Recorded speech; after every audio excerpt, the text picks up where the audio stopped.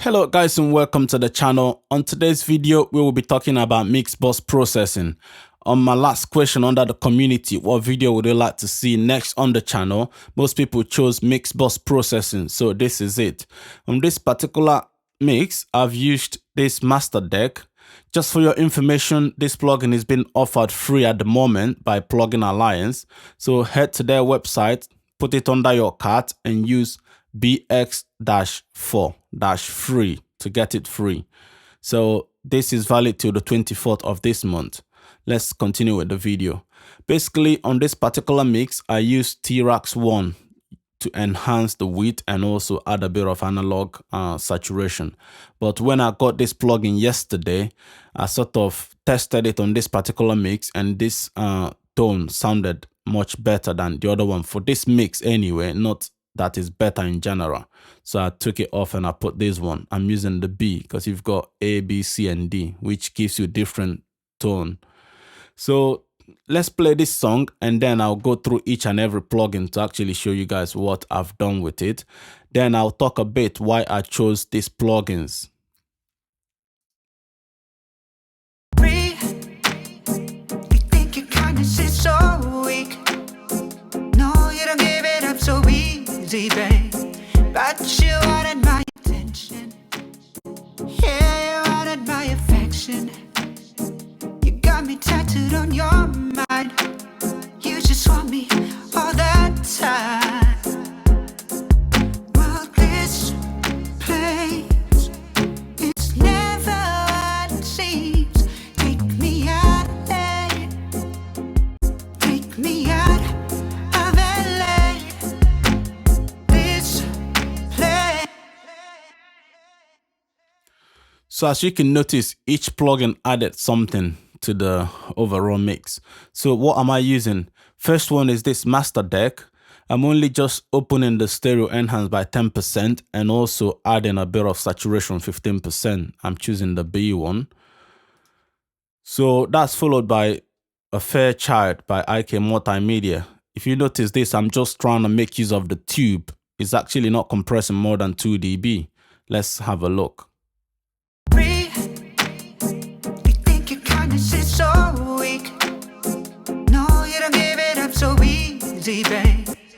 So I'm just trying to make use of the tube because this is a model tube plugin. So that's followed by a Protec EQ. So on this particular one, I'm doing a bit more. This is doing most of the lift. I've actually boosted 4 dB at 16K and also 1 dB at 30 Hertz.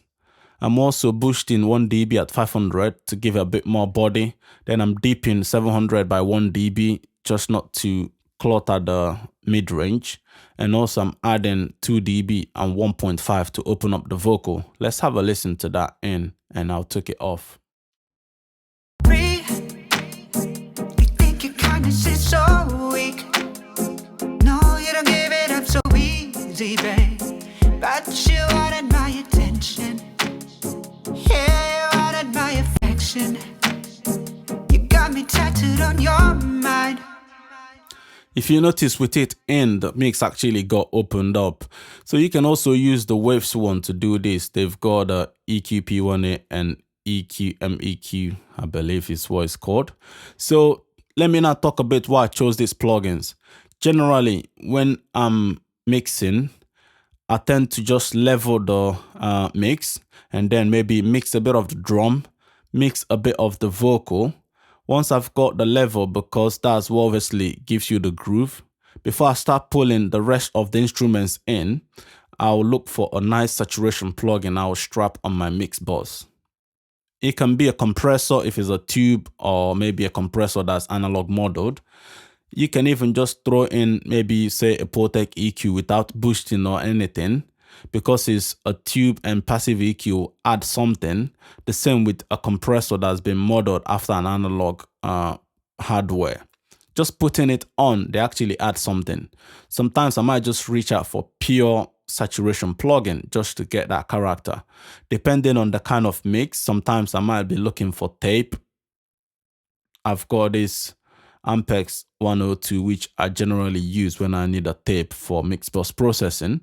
But on this particular mix, because the high end is not too bright, so I didn't want to go for this because tape tend to obviously dampen the high end depending on the settings you've gone for. So I chose the T-Rex one, but now that I've added this, I swapped it out and I used this particular one. So this is mainly just to get a bit of saturation going on, because saturation also helps glue things together. After that, I went for this compressor. So I'm only doing 2 dB or so. It's not really to compress, like I said before. It's mainly to actually add a bit more of glue, which a tube helps to achieve, and warmth. If you notice, that says warm 670. So after these two, I left it and I start mixing the rest of the instruments. So because I do my mix post processing in stage. After these two, a bit of compression, just a tiny bit, and a bit of saturation. Then I start mixing the rest of the instrument. When I'm maybe 70% in, let's say when I was 40% in, I put these two. Then when I'm about 70% or 60% in, then I reach out for this EQ just to add overall balance instead of having to keep moving faders or trying to over EQ single element. With this one being on the mix bus, is actually helping sort of shape all of them as one instrument. So which I've also showed you guys what I did to it.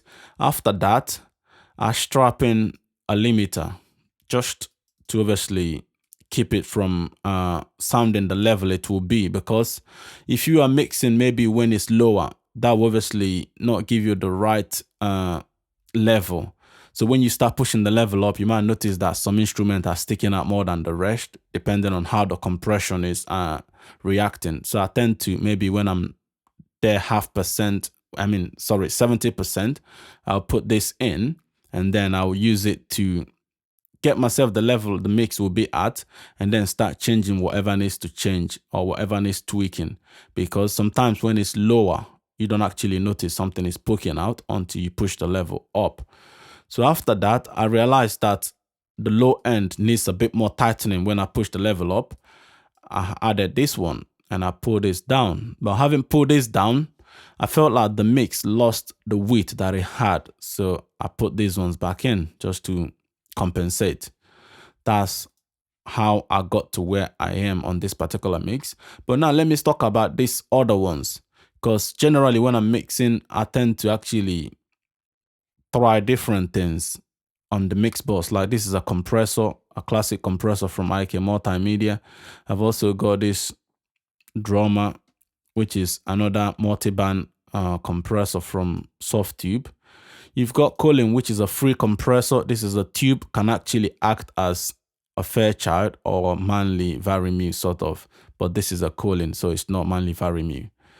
You've also got Contelnikov, another free plugin, but this one is clean. So I use this when I need a clean compression. I go for this. Then I've also got multiband. If the mix, I'm finding it hard to actually balance depending on the instrument that they've used, I go for multiband compressor to help me shape it further quicker. I've also got this, which even though it's for maximizer, it's got some saturation on this shape that I use most times on Mixbus as well. So I put this out so I can actually show you guys what I generally go for. And you've also got this, the built-in compressor in Logic. I use this as well when I need a VCA type of glue and I'm not keen reaching out for third-party one. I just strap this on. So don't think because a plugin is free, you can use it for your Mixbus processing. Even though I've used this particular one, I could swap it with most of these other ones and I'll still get more or less the same. I've got this Manley, which I can also use in place of that Pultec. But for this particular mix, the Pultec sounded more home to me. So I hope this is helpful. If you have any question about Mixbus processing, or you have any question about this particular video in general, don't forget to leave me a comment down below and I'll go ahead and answering it. And if you need a follow-up, maybe show you guys a different plugin chain of Mixbus processing that doesn't include any of this, maybe something different, hit me on the message down below and I'll make a follow-up video on it. But a recap, I normally go for a saturation just to help, pull the mixing into shape. And then I go for compression if it needs it, but if it doesn't need it, I might strap a compressor. You might see me maybe put 2-3 compressors, but they're not compressing nothing, just getting the tone if they're analog modeled compressors. Then I'll generally do a bit of widening if the mix needs it. Not all mix needs widening depending on the instruments. Then your limiter. So I hope this video is helpful. If it is, give it a thumbs up. Let's now go ahead and listen to it the last time. I'll have it on and I'll bypass it halfway and pull it back in. You think your kindness is so weak. No, you don't give it up so easy, babe. But you wanted my attention. Yeah, you wanted my affection. You got me tattooed on your mind. You just want me all that time.